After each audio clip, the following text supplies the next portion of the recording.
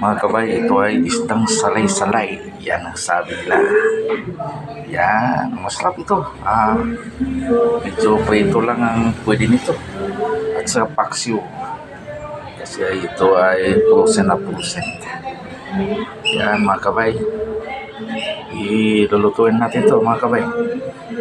Para gawing ulam pananghalian mga kabay. Para may makain nyo mga kasama natin sa baba mga kabay. Yan, isdang salay-salay. Yan, masarap ito sa pinirito mga kabay. Yan. At saka, okay ba linisin ko na ito mga kabay. Okay mga kabay, tatanggalan ko na ito mga bituka. Yan, talagang linisin mo natin bago isa lang ululutuin natin sa mantika. Prito ang masarap nito mga kabay. Prito. Yan, okay. Isdang salay-salay.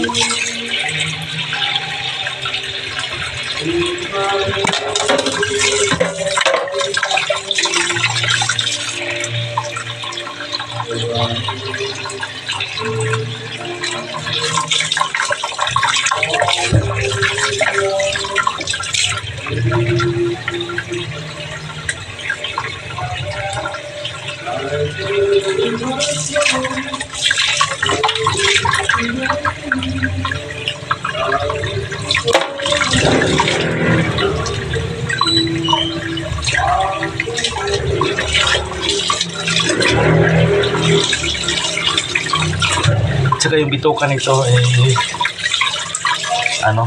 pakain ko sa aso. Yan, pati yung hasang niya mga kabay.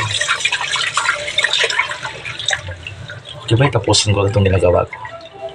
Mga kabay, malinis na yung isda natin. Talagang simulan natin pagluto ito. Lagyan natin ng asin kunti para magkalasa naman.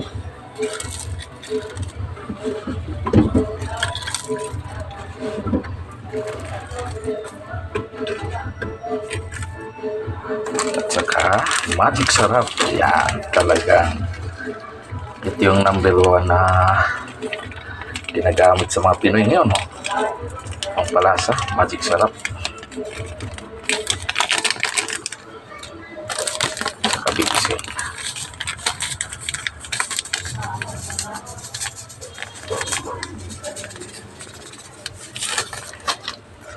Okay mga kabay, simulan natin pagluto ito at saka maghanda ko ng kawali. Magpainit ko ng mantika mga kabay. Okay ba, nagpainit natin ng mantika sa may kawali. Yan. Dandahan natin ilagay yung isda. Dandahan lang para hindi tumalsik yung asin. Yan.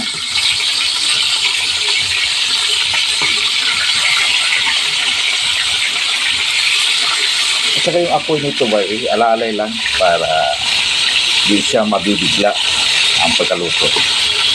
Dandahan lang yung apoy niya. Para hindi siya matutong. Yan.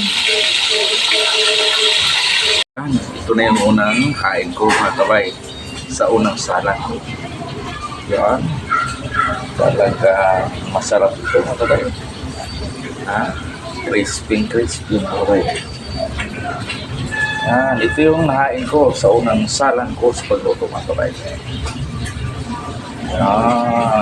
Okay. God bless.